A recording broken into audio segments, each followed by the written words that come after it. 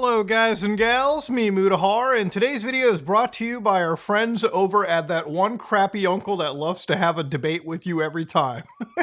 I don't mean to say crappy uncle like I'm just being bad about it. Obviously I love everyone in my family, but sometimes some people love to debate.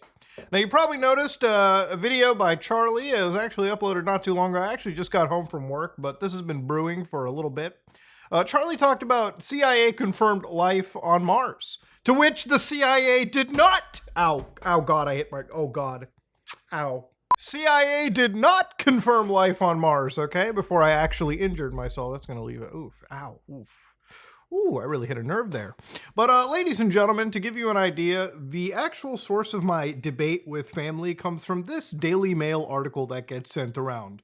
Now, I have a rule that if anybody sends me Daily Mail articles, I immediately never contact them again and we cut our communications. But because in this situation I am actually unfortunately related by blood, okay, I want to read this. CIA doc claims life did exist on Mars, and it was a population of very large people who built pyramids. So, you know, you read a headline like this and you're like, whoa, that's crazy. There's no way that's real.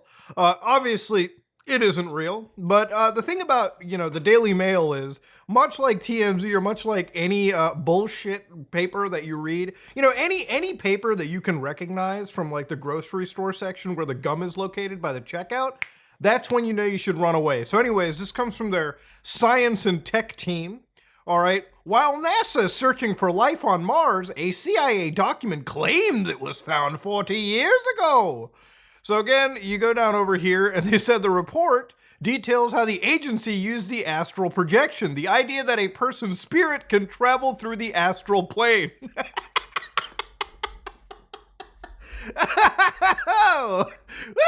All right, we're getting into the good stuff today.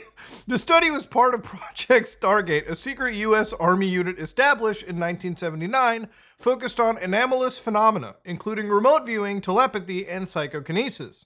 There is a fucking game based off this whole project called, I think it was PsyOps, the Mindgate conspiracy back on the PlayStation 2, where every single one of these abilities mentioned was a gameplay feature. Now, while that was a game based on fiction, this is an actual real life project, but we'll kind of talk about it towards the later half of it. Obviously, you know, the debate that I was having with family was like, well, Muda, it's the CIA. They're clearly smarter than all of us. I mean, you really think the US government would dump millions of dollars into something if it didn't have anything tangible? To which, let me remind you, okay, the CIA probably jumped into the stash of crack cocaine that was designated for the minorities anyways, and decided one day to spend an office party with it. But reality explains that Project Stargate was actually something the CIA started way early on in their life, okay? Around the 60s, or actually the beginning, the 70s. This effort was initiated in response to CIA concerns about reported Soviet investigations of psychic phenomenon. Between 69 and 71, US intelligence sources concluded the Soviet Union was engaged in psychotronics research. By the 70s, they were spending approximately 60 million rubles per year on it, and over 300 million by 1975.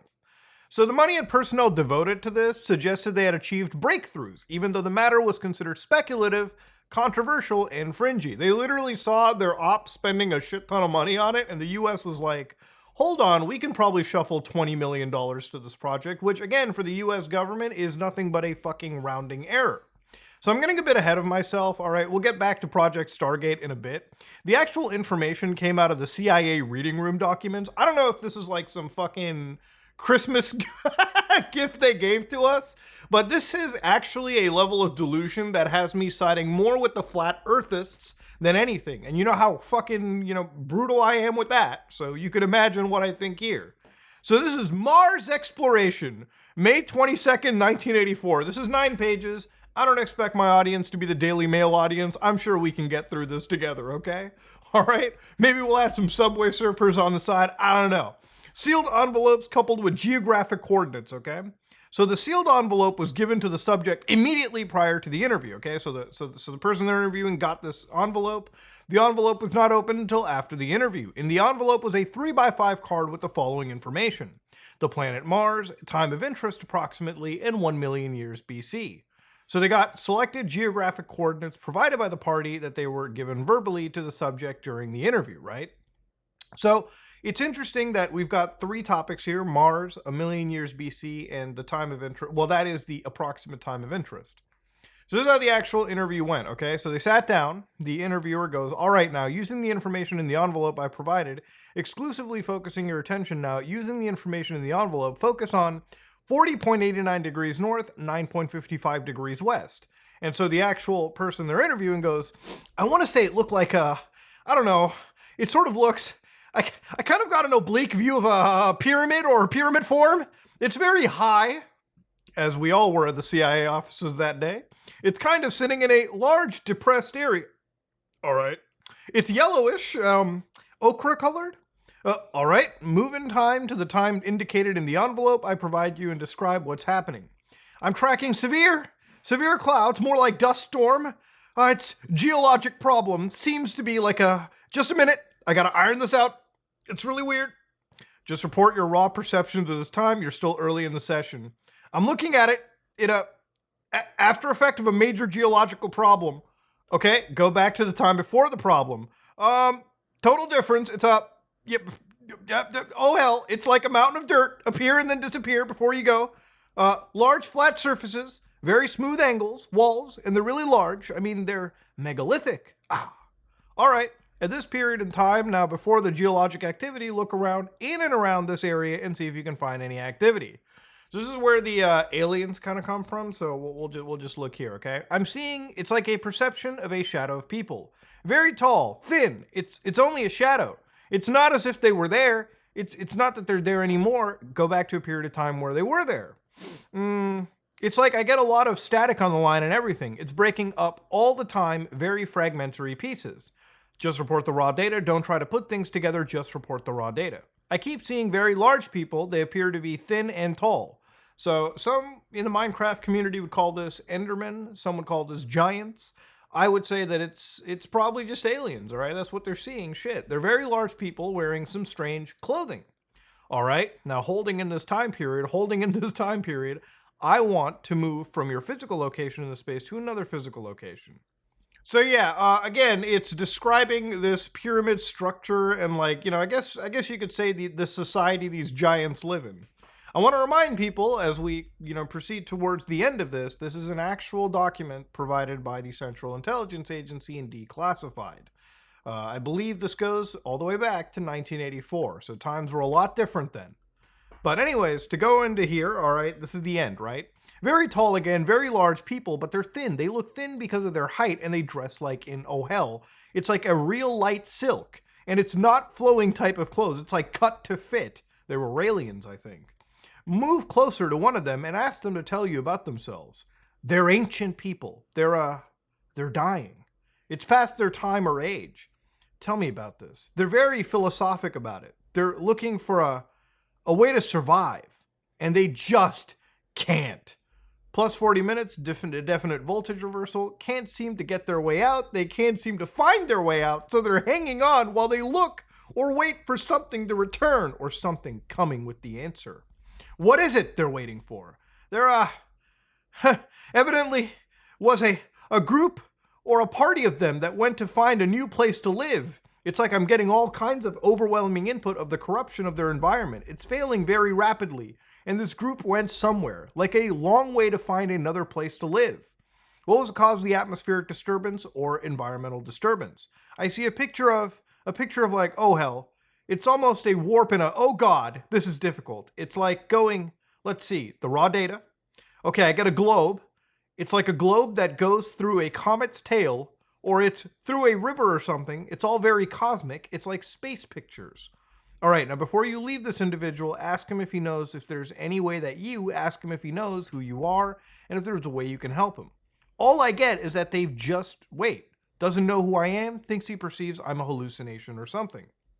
So yeah, that's effectively kind of how it ends, ladies and gentlemen. What you just witnessed was a CIA Project Stargate interview with somebody who was remote viewing to a different point in time, to a different point in space as well, too. Now, the thing is, the CIA does not necessarily prove anything, but what the CIA does is do Operation Stargate. Now, again, to go back to when they started this project, obviously in response to the Soviet government, there was absolutely an important aspect of this known as remote viewing. And remote viewing is popularly known as extrasensory perception, or the ability of human beings to perceive information and imagery of remote geographical targets. Advanced practitioners of the Indian yoga system were well acquainted with Divya Drishti, okay? The paper deals with experiments conducted in the USA in which certain individuals were trained to acquire remote viewing capabilities for collecting military intelligence. So yeah, this is before the era. Remember, this is like back in the 70s, 80s, very early 90s, right? You didn't really have any drones or any form of like technology as you do nowadays in order to track targets around the world. Remember, nowadays in the year 2024, if you're on Uncle Sam's shit list, they can kill you from any point on the world without without them having to lift a finger at this point. The amount of spies the US government has in basically every world government is absolutely insane.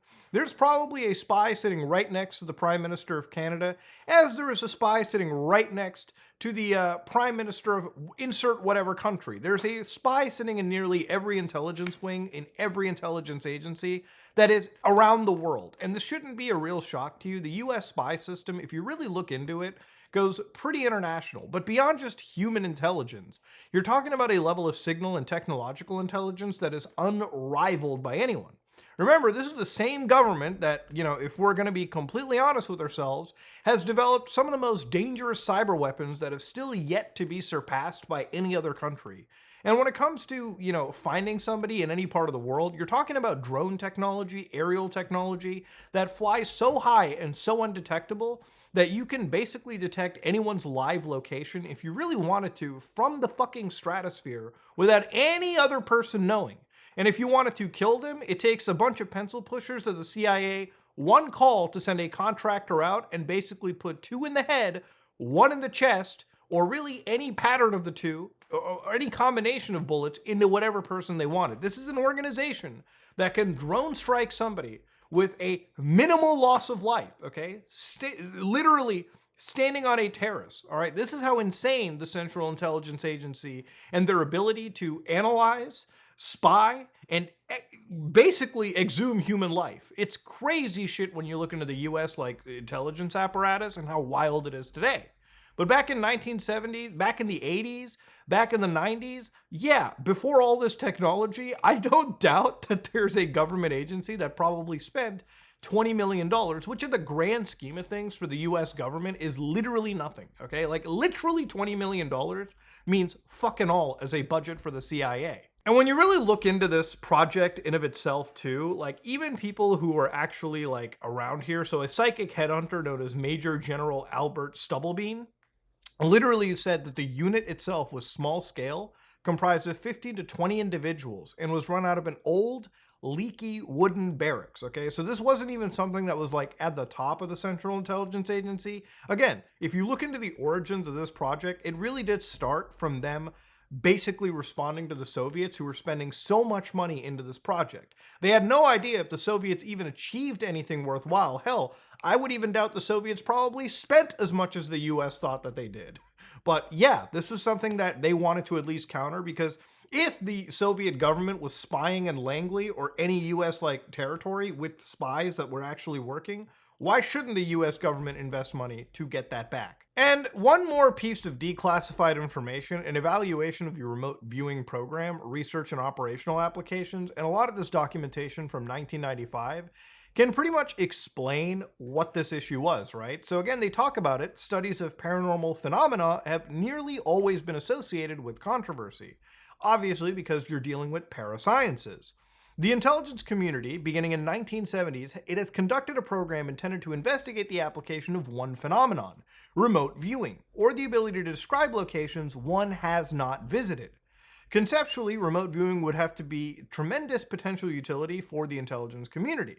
But honestly, in the situation when the US government had to shut this down, it really ended up being a situation where, again, the government didn't get much reasonable results, right? So, according to Ray Hyman, who was actually on a panel that analyzed this, said psychologists such as myself, who study subjective validation, find nothing striking or surprising in the reported matching of reports against targets in the Stargate data. The overwhelming amount of data generated by the viewers is vague, general, and way off target. The few apparent hits are just what we would expect if nothing other than reasonable guessing and subjective validation are operating. So even down the road, other evaluators, two psychologists from AIR, assessed the potential intelligence gathering usefulness of remote viewing. They concluded that the alleged psychic technique was of dubious value and lacked the concreteness and reliability necessary for it to be used as a basis for making decisions or taking actions. The final report found reason to suspect that in some well-publicized cases of dramatic hits, the remote viewers might have had substantially more background information than might otherwise be apparent. Now, the thing is, if remote viewing actually worked the way that anybody expected, I'm sure it would have probably been used in massive raids like the Osama bin Laden assassination that the Navy SEALs were behind. Imagine having the Navy SEALs work off in the intelligence of not spies or technological apparatus, but rather a psychic that would just tell them, yes, I'm getting images of a place in Pakistan. It's a house. It's surrounded by guards. And then that's the information the SEALs have to work with. I can imagine the efficacy of any special forces unit that relies on that to be pretty much a 50-50%, okay? You either live or you die. Actually, I would say if you're operating with psychic information, there's probably a 90% chance that the intelligence is going to cause your entire team to get fucking squad wiped. But, ladies and gentlemen, this is a cute look into how the US government has, like, crazy psychic programs. Now, Stargate has a lot of history to it, and all I basically covered is a very cursory look into you. I'm not here to sit down and, discount and, disprove people who really are believers in the subject. I am, however, saying that if you are somebody that looks into stuff like Stargate, it is very interesting. I just want you to look at all the data that is provided and come to a pretty reasonable conclusion in that, yes, even the actual organization behind it, the CIA, considered it to be a pretty big waste of time, right? Yes, you can spend $20 million on a project and it can run for decades, but to be real, when it does shut down, and it did shut down in 1995, remember, at that time, the US government probably realized that hacking into people's computers, sending drones into the air, and having human spies planted in the most intricate locations to be far more effective than somebody sitting at a desk and pretending that they saw fucking giants on the Mars. That is something I feel is worth kind of assessing. But let me know what you think in the comment section below. If you like what you saw, please like, comment, and subscribe. Dislike it if you dislike it. I am out.